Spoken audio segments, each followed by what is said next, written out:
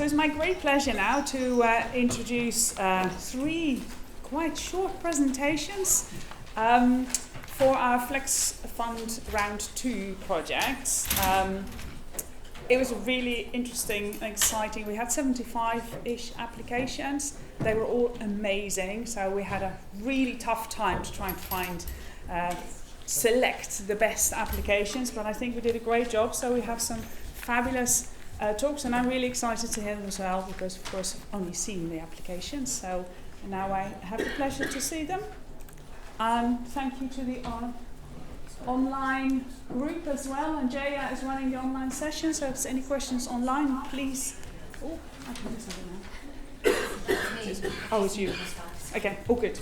So, so we've got Sarah and Joe, David and Mohammed, Matilda and Tom, and we're going to hand over first to Sarah and Joe. So, there we go. Thanks very much. And Trevor is, of course, going to do Trevor will be doing the time shouting at you. No. Brilliant. Okay, so I now have 4 minutes, everybody. So this is not my usual style, so buckle up and let's see how we go here. Find my slides. Oh, they're just there. You just have to scroll through. Okay, There we go. Okay, so I'm going to be talking to you about a project called Building Sustainability on a Foundation of Care, on behalf of myself and my co-lead Rachel Hunt from the University of Edinburgh. So we all know that ACCESS addresses the challenge that with respect to our current nature and climate crises, that we continue to foreground research and policy agendas that we associate with the science, technological, economic spheres. So we've taken up this challenge with a different entry point. So our challenge, we enter this through care and foreground care. So we aim to understand and promote care as a perspective to these challenges. But what do we mean by care?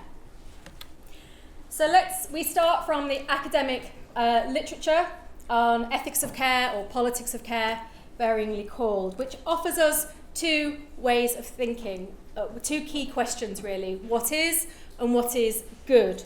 So in relation to the former, what is? Well, our world is comprised of complex relations and of interdependencies, and here our shared vulnerability is a shared norm. In this context, something is good if it builds better, more and better caring relations. And this involves other-centered norms and taking others' needs as our starting point. So politically, this requires prioritizing the conditions that enable supportive relations across all aspects of society and life.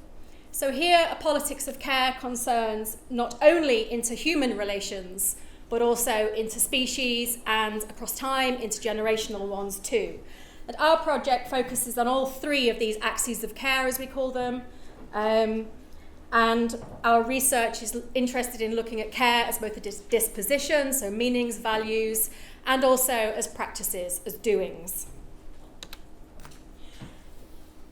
So, this is a project that's both researching and expanding care. It's what I would call a research and do project. We're focusing on 3 case studies in Badenoch and Strathspey in the Highlands of Scotland. The first is Carbridge Community Orchard, a community-owned orchard space, Limbrett Croft, 150-acre croft in our region, and WildLand.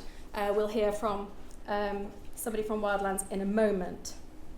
So we've been learning what people think and do towards building better people-planet relations. And these case studies were chosen because they already self-described as enacting care.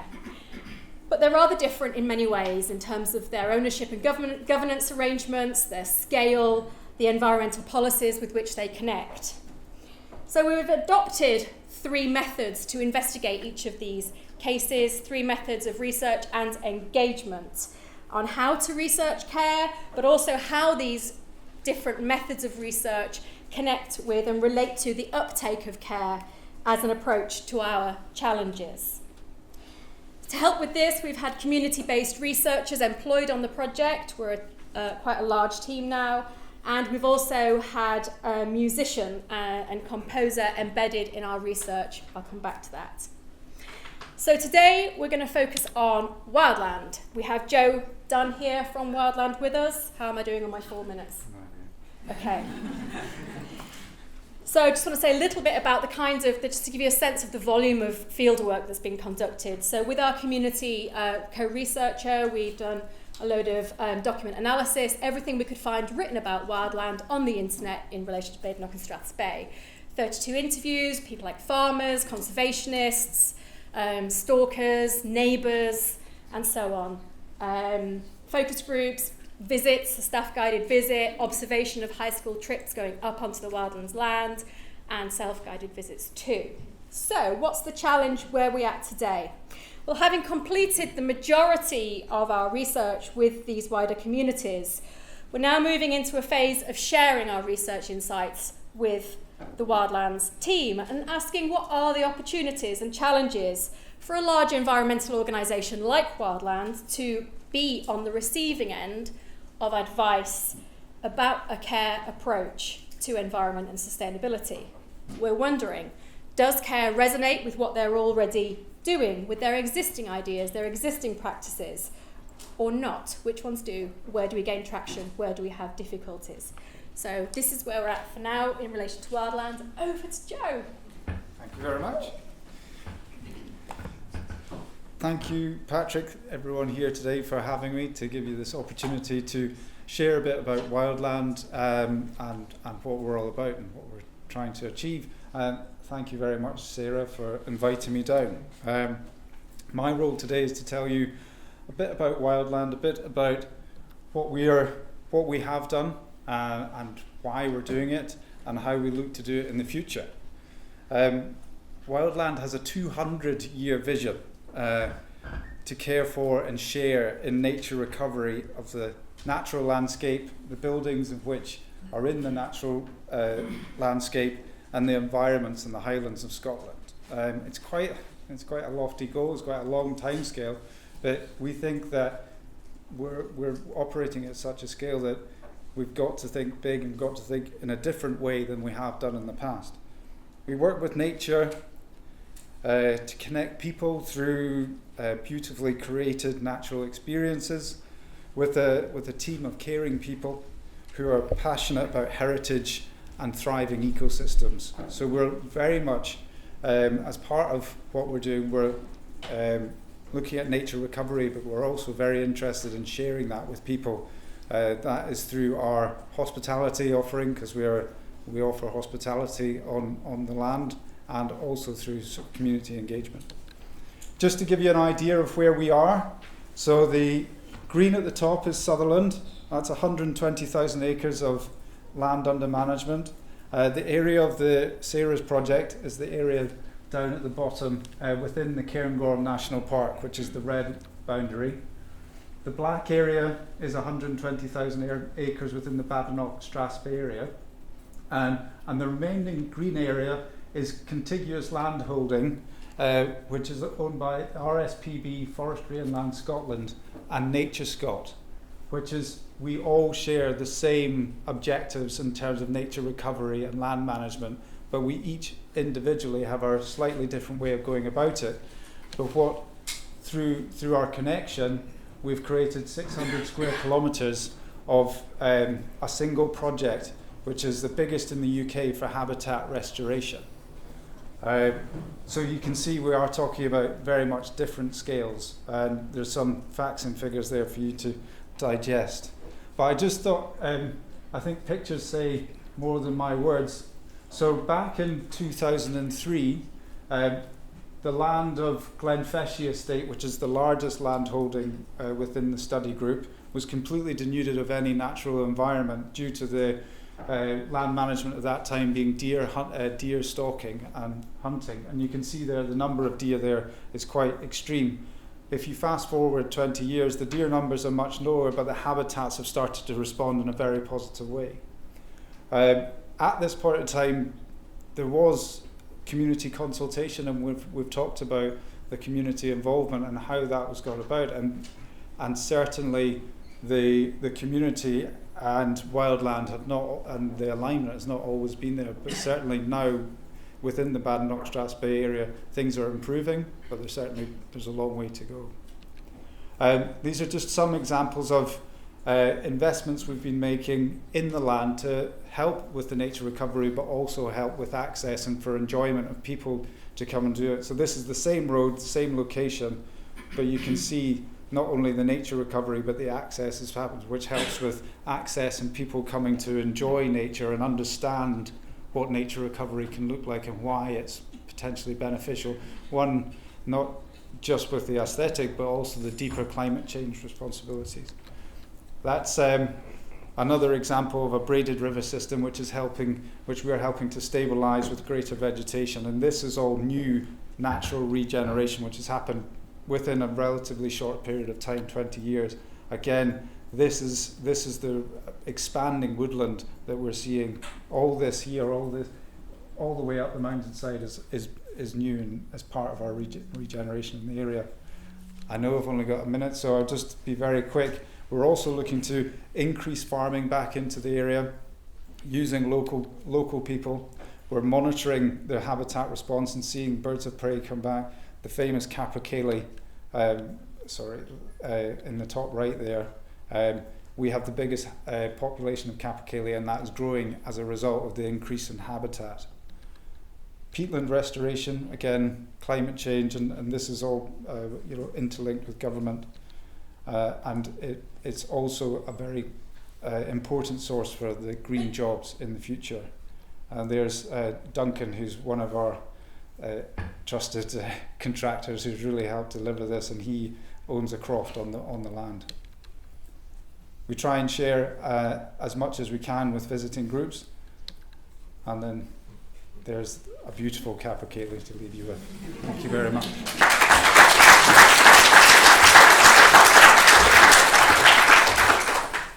Not quite done. So, yeah. So Vari Hall, who's a local, and you might want to just. I'll just talk over it, shall I? So she's an internationally renowned musician. So she's been embedded in our research, listening to all the interviews, been given access to all of our findings, and she's composing about 45 minutes of new Scottish traditional music. About 9 to 10 tunes, some for each case, and alongside five other very well-known musicians, including one appropriately from Capercaillie, is going to be teaching this music to young people in Fish Bay, which is some junior bands in our region, but also to young people who are part of the National Centre for Traditional Music in Scotland. So it's the specialist school in Scotland. So this one's called Ronnie's. So Ronnie was the boss cow at Limbrick Croft, who never went through to be food production, but has a great story, lots of stories that emerged through Ronnie in terms of not only inter-species relations, but also inter-human within the community, and connecting through to a whole range of policies.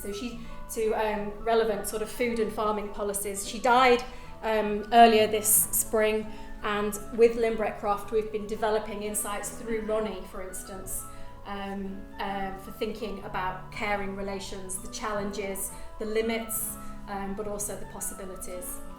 And I should also add, we've had a illustrator who's been part of the research team, who's been trying to capture our conversations through illustrations such as this on the right.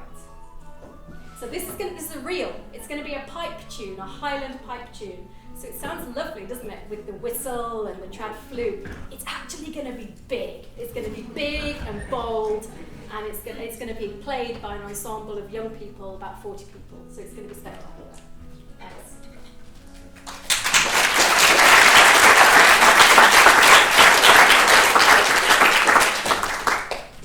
Listen to the last bit. It's fading out, isn't it?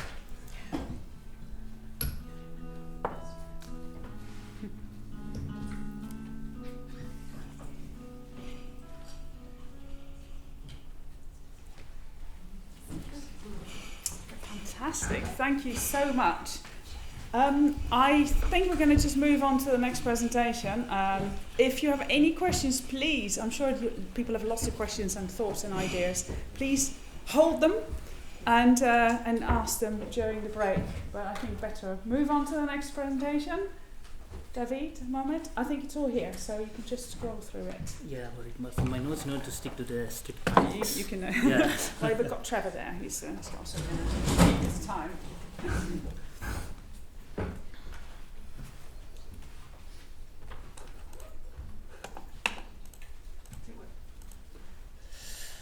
Okay, so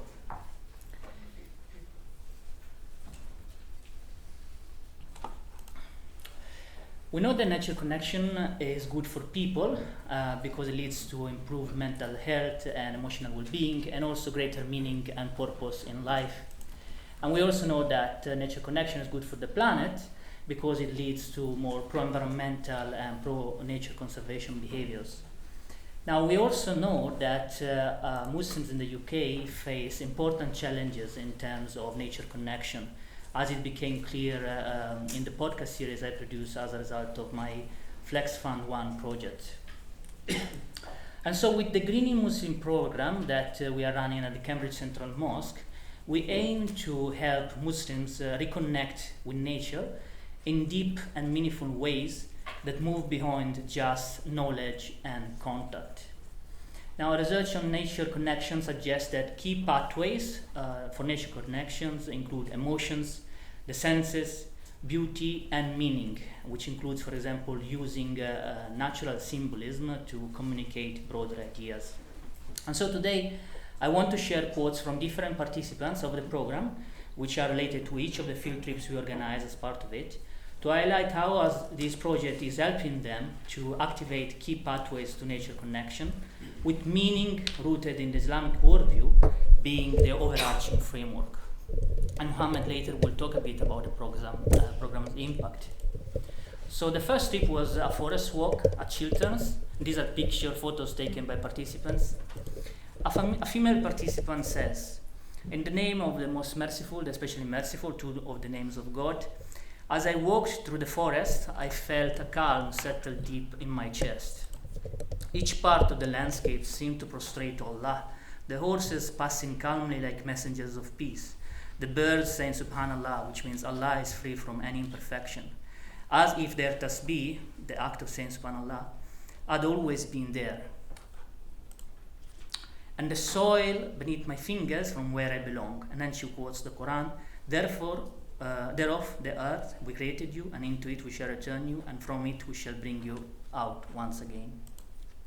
I felt the name of Allah Al-Azim, the Magnificent, and the sunlight warming the earth, and the flower catching the light, and the wind blowing the tree leaves, in the rhythm of my steps. They felt like reminders that I'm connected to earth, and my existence is another sign. I felt not just peace, but purpose. I'm not just a guest here, I'm a Khalifa, a steward of Ar-Rahman, the most merciful one of the name of Allah, a caretaker of this fragile beauty. That deep sense of spiritual connection came with clarity that Allah's creation is sacred, and I have a part in honoring it. So there is a lot to unpack here, but we don't have time. So in summary, we see that this participant explicitly infuses her sense of nature connection with a spiritual dimension by framing her sensory experiences, the emotions she felt, and her appreciation of nature's beauty through meanings derived from Islam as the overarching framework. The soil, the greenery, the animals, everything becomes a symbol of the sacredness of nature as Allah's creation, which reminds her of the environmental dimension of her role, Islamically speaking, as a steward, as a Khalifa of the Creator on the earth. So, because of time, I'll skip to the next field trip, which is on the river Cam, Punting.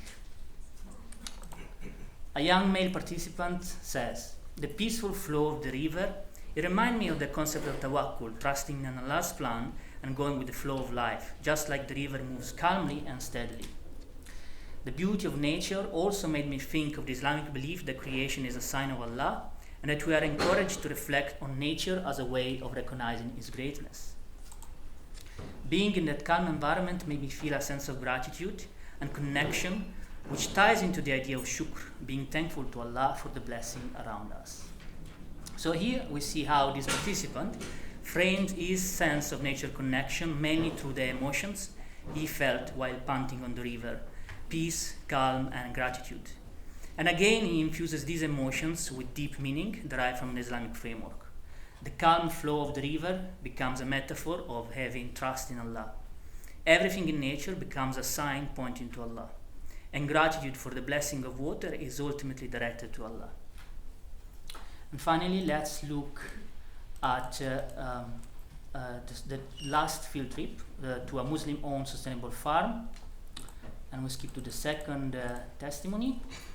Again, a female participant. She says, "The most beautiful thing I saw today was observing how the farm owner's connection to the natural world impacted their understanding that Allah is the giver and the taker, and a beautiful acceptance of His decree. The vision of being a steward of God on earth, again the concept of Khalifa, of making your effort to live a good life, to choose to live with and act ethically towards all life, guided by the teaching of Islam, that was beautiful to see in practice. Beyond the joy, awe, and wonder of observing nature so closely, I reflected on the humility of trusting and accepting Allah's decree, His majesty, and His perfect knowledge." And so here we see how this participant links her sense of nature connection with a vision for one's life, again rooted in the Islamic concept of Khalifa, being a steward of God on earth. But also she makes even deeper connection where she links the practical challenges of running a sustainable farm, which is in harmony with nature, which includes, for example, having low yields due to avoiding chemical fertilizer, the Islamic principle of accepting Allah's decree and the belief that He is the one who gives and He is the one who withholds. So this was just a snapshot to bring to the forward the experience of participants and to give you an idea of the rich insights we are getting from there through this program. And now I can hand over to Mohammed to speak a bit more about the program impact.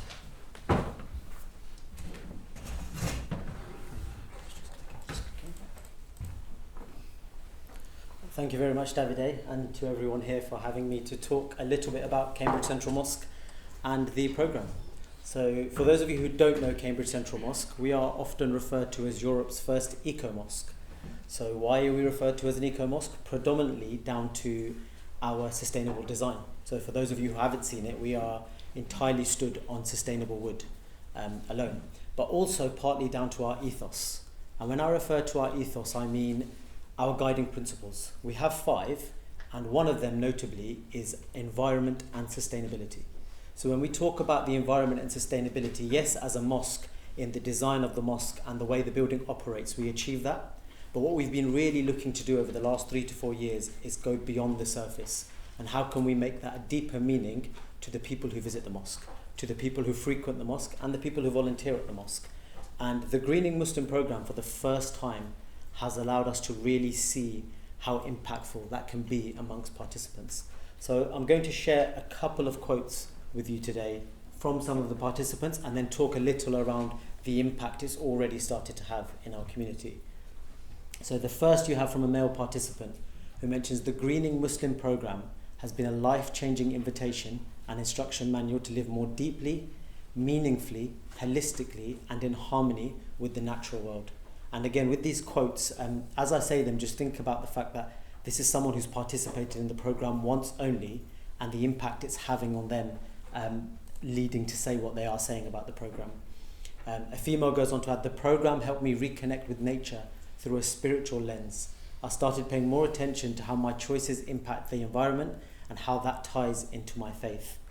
And the last quote I'll share with you is, "After participating in the Greening Muslim programme, I feel closer than ever to nature and feel a greater responsibility towards it. I also feel closer to Allah subhanahu wa ta'ala through my appreciation of nature." Now these were all very, very powerful quotes and allowed us to see how people connected with the programme itself. But a term Davide mentioned earlier was khulafa, and being stewards of this earth. There's direct reference in the Quran itself which lends to describe that we have a role here and everything we do has an impact on those around us. this program allowed people who took part in it to start to understand that every action they do has an impact on their community, on the natural world, and those around them. And to finish with some real life examples is, as a mosque, we organise community hikes, litter picks, and family walks. In each of those activities, after the conclusion of the Greening Muslim programme, participants who had never taken part in these activities became regulars in this activity after taking part in a programme where they understood the direct link between nature and the religion and why we were put on this earth and our role to play. And finally, just to close off, being a mosque that's gained global attraction, we understand our role to ensure that the message reaches far and wide. So firstly, one of the areas that was addressed was that the funding allowed us to give an experience to people with zero barriers to entry. And that was the first thing that was noted by participants, that I otherwise wouldn't have been able to do this. And in addition to that, our online platform, which you've already seen has some videos, will now slowly be built throughout the coming months and year to enable anyone who is interested in the topic without having to come to Cambridge to understand Islam's link with the environment and how everyone has a part to play in the process. I'm hoping in that short summary you're able to see just how impactful the programme already has been in helping us at Cambridge Central Mosque realise our mission. Thank you.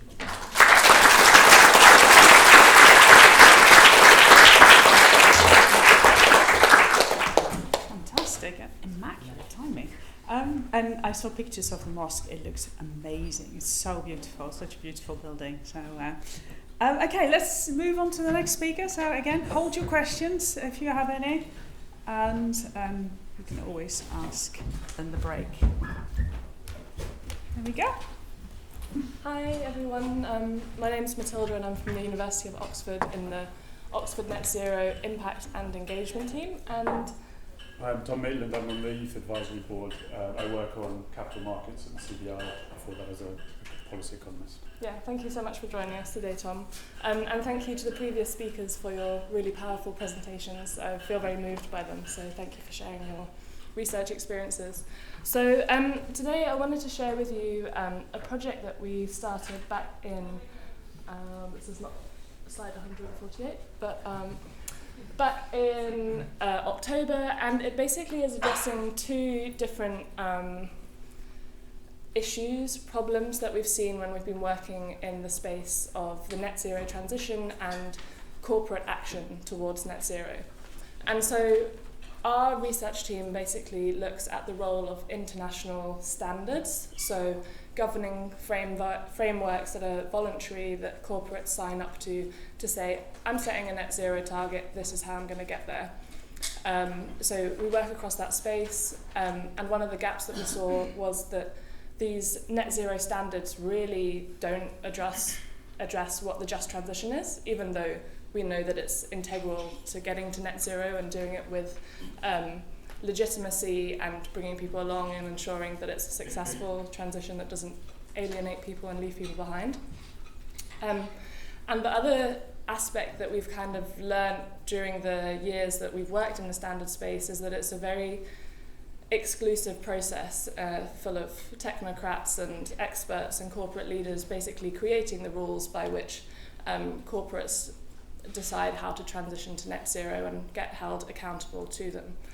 And so what we've done is we've dug into some of the causes of why there is very limited, why corporates don't address the just transition very well. One is because you don't have very good guidance about it, but the second is that where just transition is addressed within standards, it's very superficial and quite shallow. And so it's sort of like, think about your workers in your supply chain, or even just think about the workers within your organisation when you're setting your net zero transition plan. But as we've all spoken about today, we know that it's a much broader issue than that, and affected groups span way beyond organisational boundaries, through supply chains, across different scales. Some people you won't even know about are being affected by the decisions you're making to transition to net zero. And so that built on some mapping work that we did of the standards landscape that basically said this is the status quo at the minute, or what companies are being asked to do. And so for us, this kind of raised two main questions about who's making the standards? Okay, if we know that the just transition should be integrated within the net zero transition, why is it not in there? And one of the thoughts that we had about this was because of the very exclusive group of people who are being asked to create these standards. And so one of the things we've been thinking about is the kind of knowledges that are embedded within standards and how they come from different stakeholder groups, mainly embedded within the global north, Europe, and North American context, but also how these standards basically continue to perpetuate business as usual, current economic systems and power relationships. And so what we wanted to do was kind of unpack this as an idea of sort of future making, building on some of the work by Yasinov and Kim, but also thinking about the diverse groups of publics that can be involved in standards making and within this kind of voluntary governance landscape as a key lever within the net zero transition more broadly. And I think also the role that trying to expand the sort of conversations about what kind of actors within the corporate space, whether they're big majors or small SMEs, are actually benefiting from the sort of net zero transition and who's being neglected and left behind. So what we wanted to do was, I've realised that I've not actually mentioned the almost most important part of this, which is our youth group. The other gap that we saw is that youth are basically not really well included when it comes to global governance systems. And my colleague Alexis, she runs this really awesome program called the Global Youth Climate Training Program, which has trained to date, I think, about 5,000 young people from around the world between 18 and 35 to engage directly with the UNFCCC process. So that's a sort of 6-week-long capacity development program that we run annually. And we kind of thought it would be amazing to take youth as a distinct knowledge holder and stakeholder group and try and weave them into the standards process, but at the same time address the issue of the just transition. So we're kind of like, these are our intersecting hoops. And Tom is one of our youth. Tom, I'll pass over to you. I think it's a good chance to say now. Thanks, Paul. So first off, just a quick introduction. So I worked as an economist, and I had worked on some macro modelling exercises that thought about just transition, and I've moved over to the CBI and I work in part on sustainable finance. And one of the absences is, I think, in some of the discussions that I would be having is on just transition, and I was motivated to apply to the programme.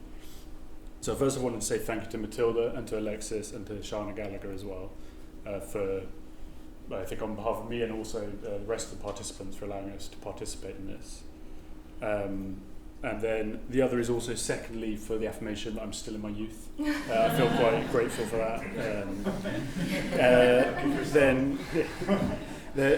So Matilda introduced the rationale for the project, and I just wanted to talk you a little bit through what we did, and then I've canvassed the opinions of the group and just some reflections from the project.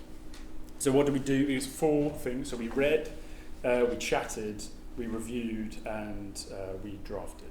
So we were coming from some participation in the in Just Transition, but quite varied backgrounds.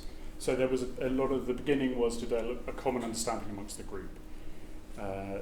Moving from that, so we chatted, or as the Youth Advisory Board, YAB, I like to think we yabbered, but there was a lot of facilitated workshops, but I think what helped with those, they were very directed, they had a clear purpose, arrive at an output at the end of them, but because it was quite intimidating often working on international standards, which you might not feel like as a non-expert you can participate in, I think the facilitation methods were really helpful there for us to arrive that you could feel you could comment on them at all. Then we reviewed, so we started with the drafting of an organisational equity criteria from Oxford Net Zero. That was the group fed in comments, those were consolidated and turned into a draft that we put forward, and then that was submitted to the SBTI initiative, and then also I think we put a forthcoming draft. Yeah. So then so reflections from the group. So these are I've kind of consolidated these into 2 things that were shared. So one is whose voices shape net zero standards, and the second is how we imagine alternative futures. On the first, I think one of the key insights that has been shared from the project was that many frontline communities are invisible in the design of these standards, and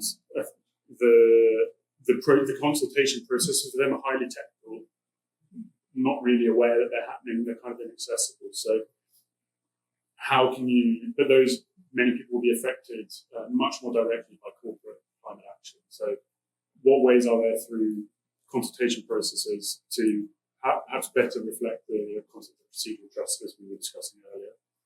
And then the second is how we imagine alternative futures. And I think this goes back to the facilitation process. So going in as a non-expert, receiving a bit of an education on some of the standards, the underlying motivation for them and their design.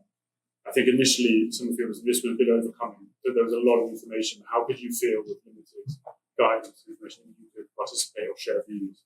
And I think it was in particular a backcasting exercise that you ran where it separated us from that was a way in which people really felt that they were able to contribute something to a non-technical way.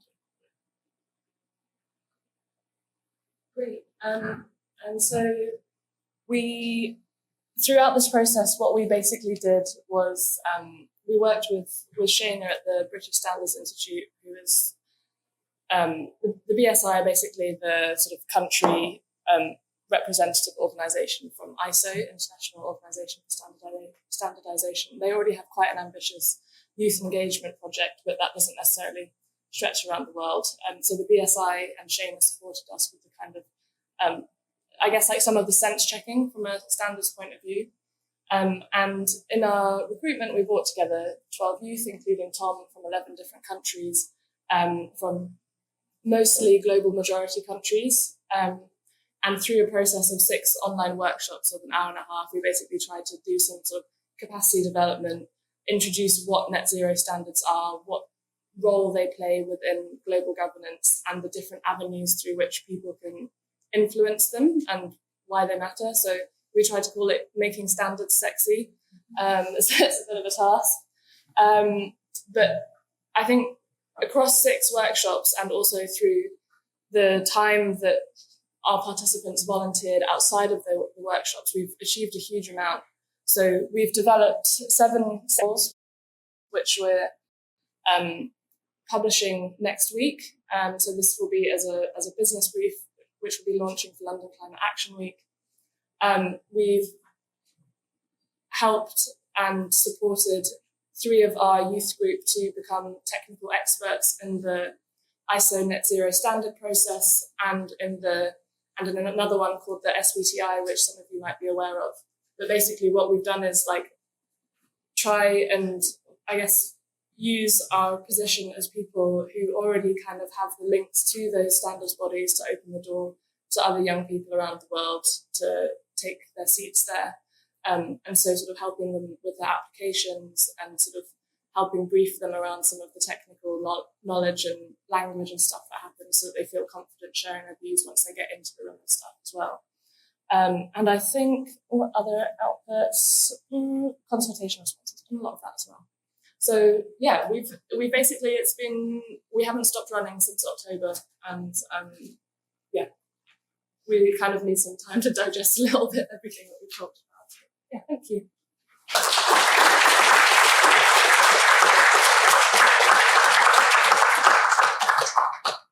Fantastic. I think we made a good decision, actually. It's rewarding these projects. It wasn't just you. We have some time for questions. Does anyone have any questions they would like to ask any of the awardees? Maybe we could get the presenters back. Yes, do you want to come? Plenty of space. Good idea. Thank you. There's a question over there.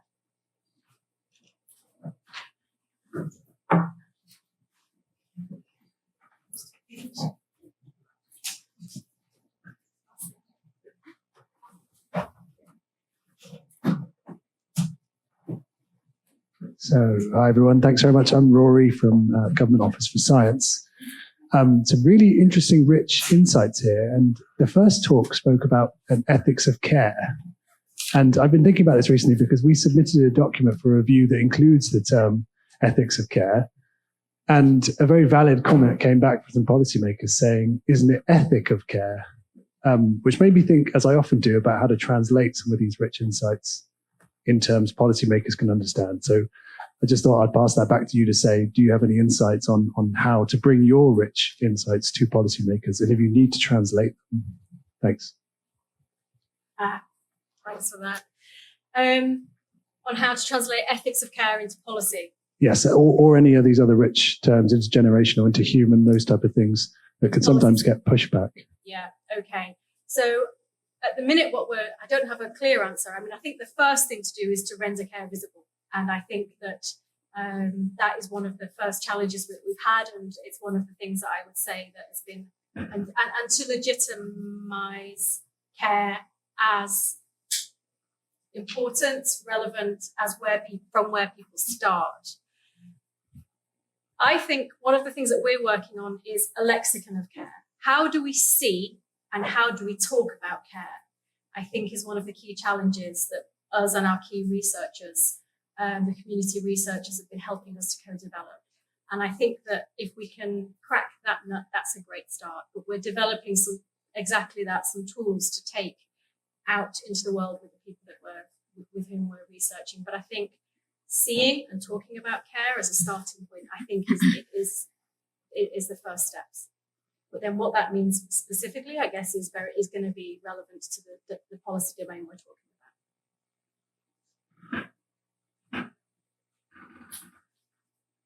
about. Thank you. I'm Pamela Buckham. I'm a research fellow at Exeter University and an ACCESS Leadership College fellow as well.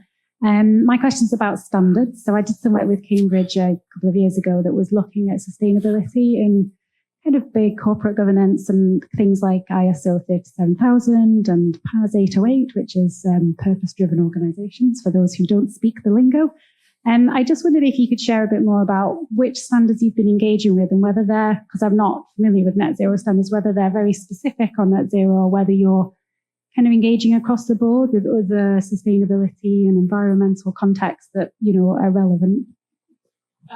Yeah, so it's net zero standards specifically, and what I say standards in a very broad term, but they're not all standards.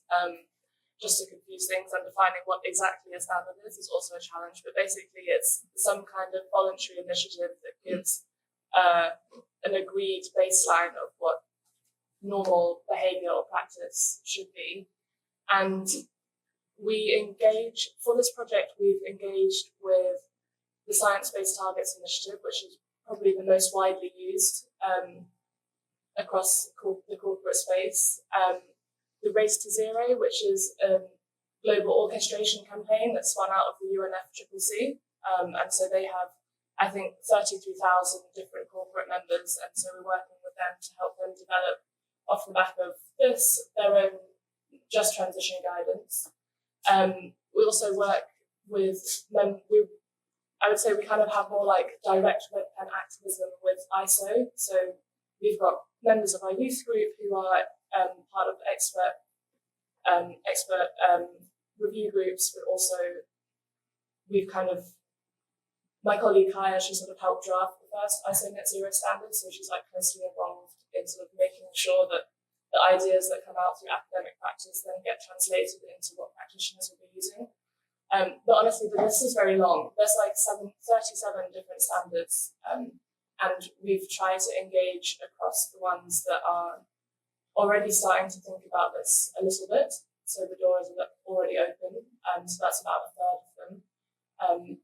And also with those where we know that they're open to constructive discussions about integrating other knowledges and worldviews, which, I mean, actually it's been very eye-opening, because we kind of assumed at the beginning that no standards were trying to really engage non-experts, but the methods through which they develop the technical criteria and that kind of stuff is really varied, and some of them try very hard and some of them really just don't care. So it's like a huge spectrum, and kind of trying to sort of navigate and create some kind of framing for this across institutions that operate very, very differently with different mandates Yeah, it's interesting. I don't know if I answered that question. Yeah. I can tell we're on out of time, but I just wonder if there is any specific question directed to the project. Because, yeah. I mean, I've done a lot of governments saying at the university about government. One of the things that resonates with me with yourselves is changing behaviour patterns. So something like that to work with. Just be interested to say, well, what are some of the challenges that we've had, in terms of changing behaviour patterns, try and work towards net zero. So the question is changing behaviour patterns to try and work towards net zero. Is there a question for us? Yeah. Well, I don't know if we are the most suited to answer that question because we are not focusing on changing behaviour patterns. We're focusing on trying to help people find meaning in nature connection. And then we'll leave it there. And we know, because of research in environmental psychology, that most likely that will lead to change in behavior patterns in nature. But unless and until we unlock that first milestone or that first kind of lock, then perhaps it's a bit difficult to operate. Excellent. I'm really sorry. We're running out of time. Do you want to ask the question in the break? But you're not allowed to have the break yet. I'm really sorry. So thank you very much for having